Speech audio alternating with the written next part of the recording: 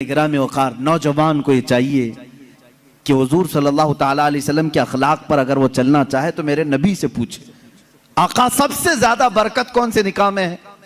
हुजूर ने फरमाया इन्न अअज़मन निकाहि बरकतन ऐसरुहु मऊनतन औ कमा क़ाल रसूलुल्लाह सल्लल्लाहु अलैहि वसल्लम। मेरे आका सल्लल्लाहु ताला अलैहि वसल्लम की हदीस है, फरमाते हैं सबसे ज्यादा उस निकाह में बरकत होगी जिस निकाह में खर्चा कम किया गया हो। हुजूर पाक सल्लल्लाहु अलैहि वसल्लम ने फरमाया। अब इसका मतलब कंजूसी नहीं, बखालत नहीं, जिसकी जितनी हैसियत है उस एतबार से करे, अपनी हैसियत से ज्यादा टांग में ना फैलाए, और अल्लाह ताला ने नेमतें दी है तो बखालत भी ना करे, गुरबा और मसाकीन को खूब खिलाए। इसलिए कि अल्लाह के नबी सल्लल्लाहु ताला अलैहि वसल्लम के तकरीबन 11 निकाह, उसमें सब अलग अलग किस्म के हुए हैं।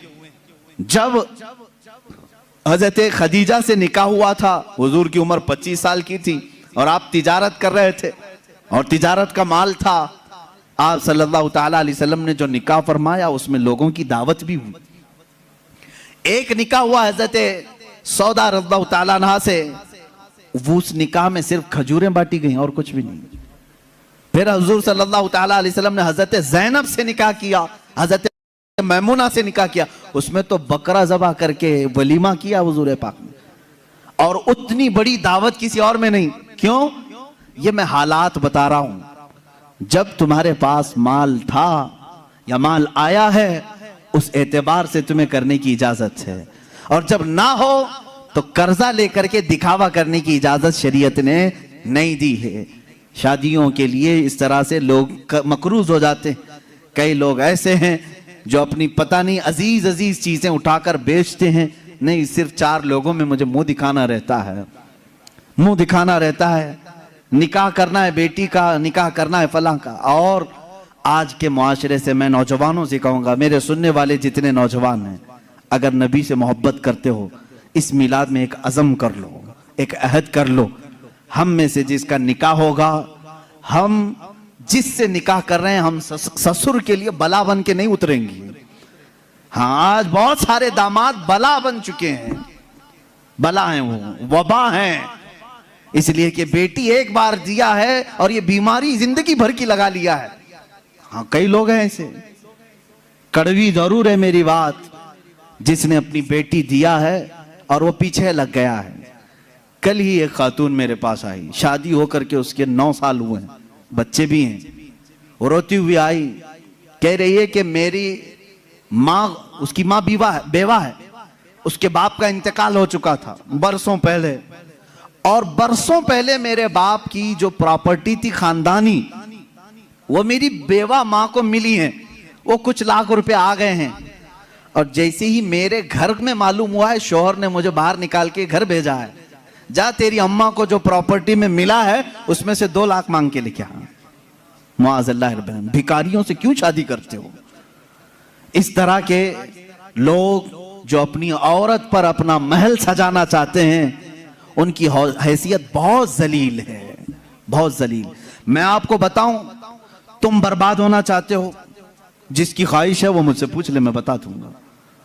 तौबा अस्तगफिरुल्लाह, कोई नहीं चाहेगा, हर कोई बरकत का रास्ता हमसे पूछता है, लेकिन ये रास्ता भी मैं बता देता हूं, जो अपना बिजनेस और अपनी बरकत सब बर्बाद करना चाहता है, उसके लिए बाज़ बुजुर्गों ने फरमाया, वह अपनी बीवी से जबरदस्ती उसका माल लेकर के बिजनेस में लगाया हो, वहीं से शुरुआत हो जाएगी नहुसत की। उसके दिल को तोड़कर जो माल ले जाकर के लगाओगे तो फिर वहां से, हाँ, बखुशी देना और बात है, पसंदीदगी के साथ देना और बात है। बहुत सारे लोग शादियों के बाद अपनी बीवियों पर दबाव डाल करके उनका सारा जेवर उठाकर ले जाकर रख देते हैं और उस पर तिजारत करने की कोशिश करते हैं। कहां की बरकत? किसी का दिल रो रहा है और तुम अपनी दुकान सजाने जा रहे हो। तुम्हें तो शादी इसलिए करने का हुक्म हुआ था, एक कमजोर मखलूक तेरे निकाह में आ रही है, तू कमा और उसे खिला। यहां उल्टा हो गया, उसी से तू कमाना चाह रहा है, ये उल्टा नहीं हो गया? बहुत सारे लोग ये इंतजार में रहते हैं, शादी होगी तो अभी मांगना क्या क्या है, कार मांगे कि बाइक मांगे और क्या क्या चीजें मांगे। उन भिखारियों से मैं कहता हूं कटोरा लो और गली गली घूमो, हर जगह जाओ, 1 साल में बहुत कुछ मिल जाएगा। और अगर तुम्हें शर्म आती है तो मेरे अजीजों, एक खातून से और उसके बाप से इस तरह के मुतालबे हरगिज ना करो। हाँ, मांगने के तरीके भी अलग अलग हैं। पहले खुलकर मांगते थे, बोलते थे ये चाहिए, लिस्ट आती थी, सारी लिस्ट आती है खातून के घर में, ससुराल। लेकिन अभी कुछ नहीं, हमारी कुछ भी ख्वाहिश नहीं है, एक अच्छी शादी करके भेजो, अच्छी शादी करो। अच्छी शादी का मतलब डेनिसन में होना चाहिए। मैं तो यहां नाम ले रहा हूं, तुम दबा करके अपनी ख्वाहिशों का जिक्र करो और उसी में दबे लफ्जों में सारी चीजें। हमको कुछ मत देना, अपनी बेटी को ही जो कुछ भी देना है दे दो, हम उस पर नहीं कहेंगे। और बाप बेटी को जो जो दे बाद में ताना मारेंगे, क्या तेरा बाप इतना नाअहल है, तुझे एक वॉशिंग मशीन नहीं दिया, तुझे एक पलंग नहीं दिया, तुझे एक तिजोरी नहीं दिया, तुम तो कह रहे थे कुछ नहीं चाहिए। अजीजा ने गिरामी, ये भी तरीका भीख मांगने का ही है। भीख मांगने, ये जहेज की लानतों को खत्म करो। जो वो अपनी खुशी से ले आए वो उसका माल है, तुम्हारा नहीं। औरत जो अपने घर से लाती है वो उसका खुद का माल है, शोहर का नहीं, ना ससुराल का है। औरत जब तक चाहे उसे इस्तेमाल करे, वो इजाजत दे तो दूसरे इस्तेमाल करें। तुम शरीयत का मसला समझते हो? अगर उसकी इजाजत के बगैर किसी दूसरे ने इस्तेमाल किया उसके माल को, कल क़यामत के दिन उसकी पकड़ होगी, उसकी नेकियां जब्त की जाएंगी, तुम हुकूकुल इबाद में गिरफ्तार हो जाओगे। ये मसाइल हल्के नहीं हैं। इसलिए मेरे अजीजों, वो और होंगे। मुझे यहाँ मालूम है कि ये रिवाज क्यों आए जानते हैं? यहाँ पर हिंदुओं के यहाँ ये माहौल है, जहेज की रस्म बहुत खतरनाक बला है उनके यहाँ।